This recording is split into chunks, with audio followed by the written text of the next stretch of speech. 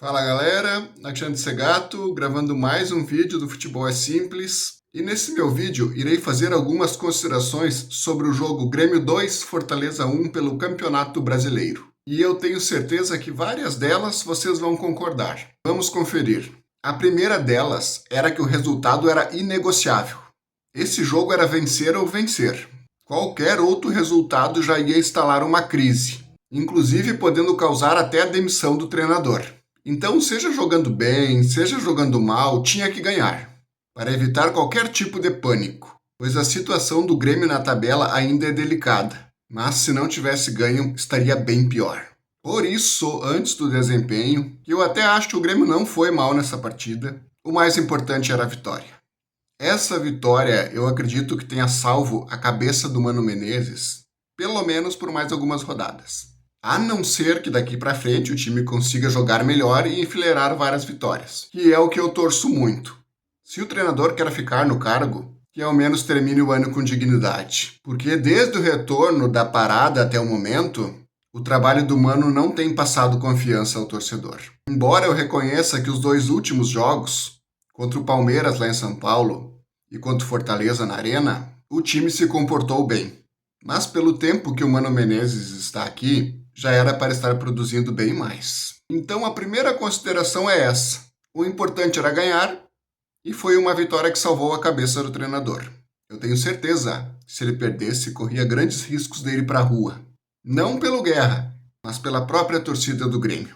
Queria pressionar o Guerra para a demissão do treinador, caso o Grêmio não tivesse ganho a partida.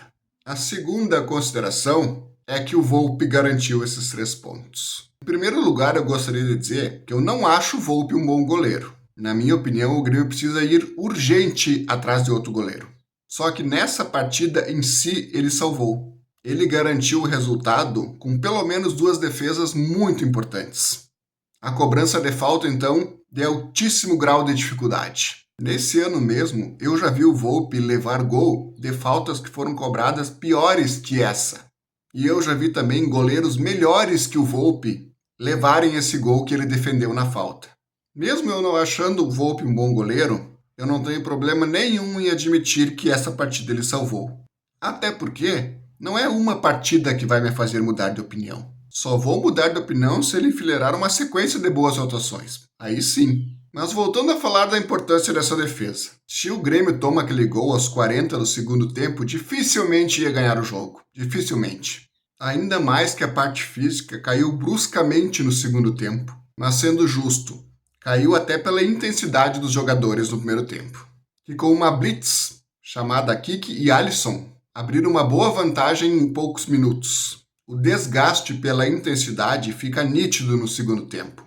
O Grêmio só foi criar uma chance bem clara no segundo tempo quando ele estava quase acabando, com o Edenilson, que foi chance criada, não gol perdido. Porque antes dele entrar, o Grêmio não atacava, estava se limitando a controlar o jogo. Ele entrou e o Grêmio teve uma boa chance. Antes, o Grêmio pouco agredia e já não criava mais nada no segundo tempo. E é esse o assunto que eu quero falar no terceiro tópico desse meu vídeo. O Grêmio, além da defesa, tem que melhorar o ataque. O Grêmio, desde que retornou da parada, tem 5 gols em 6 jogos.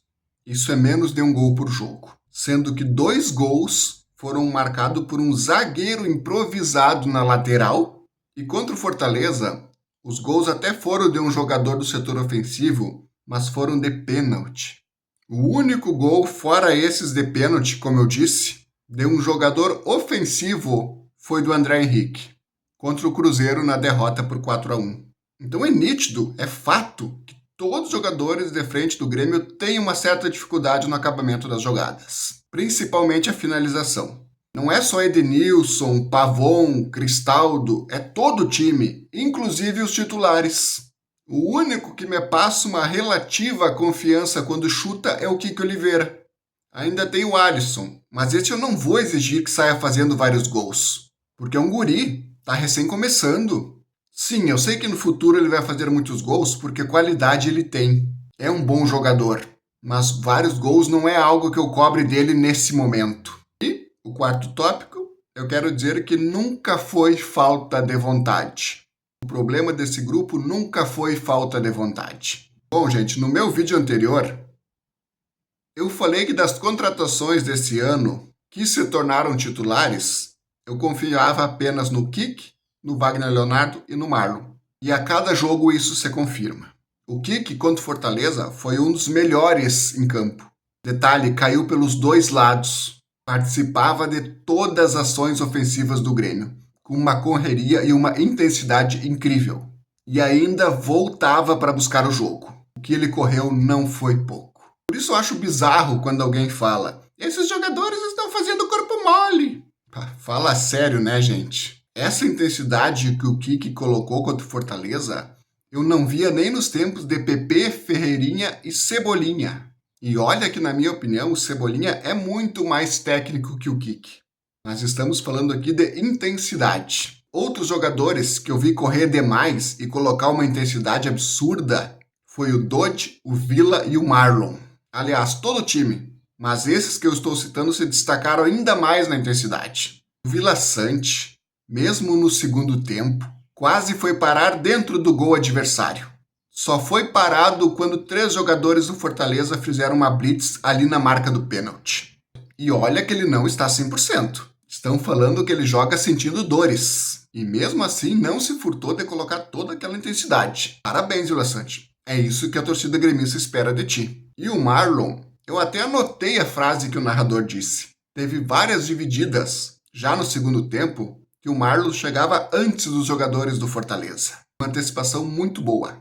Lógico, teve um erro ou outro, como aquela falta na entrada da área, mas no geral ele chegou antes em 90% das divididas. E aqui a frase que o narrador falou: pode ter faltado fôlego ao jogador do Fortaleza, não ao Marlon, ganhando todas as divididas, mesmo já cansado no segundo tempo. Então é isso, gente. Por todos esses exemplos que eu estou falando aqui, eu não compro esse discurso de corpo mole.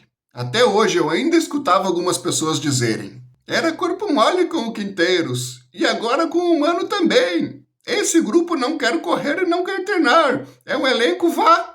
Não vou terminar a frase. Eu não compro esse discurso. Não tem nada a ver com corpo mole ou falta de vontade. Tá aí o Marlon, o Kik, o Dodge, o Villa, que não me deixam mentir. Era o Quinteiros, que era um treinador limitado. E o Mano, apesar desse jogo contra o Fortaleza, também ainda não apresentou um bom padrão de jogo. Também ainda não convenceu o torcedor. Repito para vocês, falta padrão tático, não vontade. Eu queria ver se com o Vojvoda esse time não ia estar jogando bem mais. Repito, o problema não é vontade, é tática. Agora, voltando a falar dos 3 jogadores que foram contratados esse ano e me passam relativa segurança, o que se justifica? Até em alguns momentos que o Grêmio não estava tão bem, ele e o Alisson se salvavam. O Wagner Leonardo também é muito bom e vai melhorar ainda mais quando tiver um jogador destro para jogar ao seu lado. E o Marlon, no geral, também fez uma boa partida. Apesar que faço uma ressalva aqui de ter cometido 3 falhas graves. Às vezes tu pode fazer uma boa partida e um erro colocar tudo a perder. E ele cometeu 3. No primeiro gol de rebote do Daverson foi uma bola cruzada que ele perdeu na bola aérea. E o segundo lance que ele perdeu também na bola aérea só não foi gol porque o Volpi fez uma baita defesa. Ele falhou feio nesses 2 lances de bola aérea. E o terceiro erro, ao meu ver, foi aquela falta que ele cometeu na entrada da área ao entrar com uma força desproporcional. Que o Volpi fez um milagre na falta. Se o Grêmio toma aquele empate, o Marlon saía como vilão do jogo. Ele é bom jogador sim, mas precisa aprimorar um pouco a marcação, principalmente na bola aérea. Para um lateral passar confiança ao torcedor, ele precisa tanto apoiar bem como se defender. Mas eu confio que ele melhore, porque qualidade ele tem. Tem como corrigir isso em bons jogadores. Não tem como corrigir marcação em jogadores que são bagres, não é o caso do Marlon. E pegando um gancho, falando dessas falhas, outra falha no primeiro gol do Fortaleza foi do Gustavo Martins. Ele deu muita liberdade ao adversário para cruzar. Mas esse, ao meu ver, a culpa é muito mais do Guerra do que dele. Lembrando que ele é um zagueiro improvisado na lateral. Eu não acho o Gustavo Martins um grande jogador. Mas eu só vou ter coragem de cobrar dele quando ele jogar na função dele. Gente, o Grêmio está entrando no mês de agosto com um zagueiro improvisado na lateral direita. Isso é muito a cara da incompetência de Alberto Guerra. Bom, E agora vamos para a próxima consideração. Sobre o Bright White, eu não acho que ele seja aquele centroavante titular para o Grêmio sonhar com títulos de expressão ano que vem. Aquele gol perdido, cara a cara contra o goleiro do Alianza Lima, que seria o 2-0, ainda não me desce. Mas, nesse jogo contra o Fortaleza, eu queria parabenizar ele pelos 2 pênaltis convertidos. Nos últimos anos, vem sendo um parto para o Grêmio converter pênaltis, principalmente no tempo normal. Quando o Grêmio tem pênalti, não é 80% para o jogador e 20% para o goleiro adversário. Quando é um pênalti a favor do Grêmio, é 50% para cada lado. Estou falando isso me referindo às estatísticas, pois o time perde muitos pênaltis. O Grêmio chegou a uma época a ter 8 pênaltis marcados e 3 gols convertidos. Surreal. Nesse jogo, o Bright converteu. E 2 ainda por cima. Que siga sendo o cobrador. Porque se o Grêmio não tem aquele jogador que acerta todas, pelo menos que coloque o que tem o melhor aproveitamento.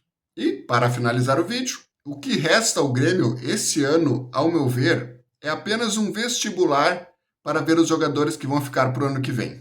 Título do Brasileiro, vamos ser sinceros, não vai disputar. Não sei se o primeiro colocado não está a 15, 16 pontos do Grêmio. Vaga na Libertadores, ou até mesmo na Sul-Americana, vai depender se o time engrenar e tiver boas atuações. E hoje a gente não tem certeza de nada. Esse Grêmio do Mano Menezes é uma incógnita total. Acredito que esses últimos 5 meses de Campeonato Brasileiro vai servir apenas para analisar os jogadores que vão ficar para o ano que vem. Inclusive, até o técnico tem que provar se pode ficar ou não. Porque nesse jogo contra o Fortaleza, nem quando abriu 2-0 eu não fiquei tranquilo. Eu não achei que ia ser fácil. Muito pelo contrário. Porque pelo que o time vinha jogando nas últimas partidas, eu sabia que a gente ia sofrer muito para ganhar um jogo. Mesmo quando o Grêmio abriu 2-0, eu estava ciente disso. Eu não me iludi quando abriu 2-0. O Mano tem muito o que provar ainda. Dos 11 titulares que começaram o jogo contra o Fortaleza, eu manteria para o ano que vem o Wagner Leonardo, o Marlon, o Dodge, o Vila Sante, o Riquelme, o Alisson e o Kik. Os outros ainda precisam provar muito que merecem estar no Grêmio. Principalmente serem titulares, como alguns vêm sendo. Era isso, gente. Esse foi mais um vídeo do Futebol é Simples, analisando o jogo Grêmio 2, Fortaleza 1. Obrigado.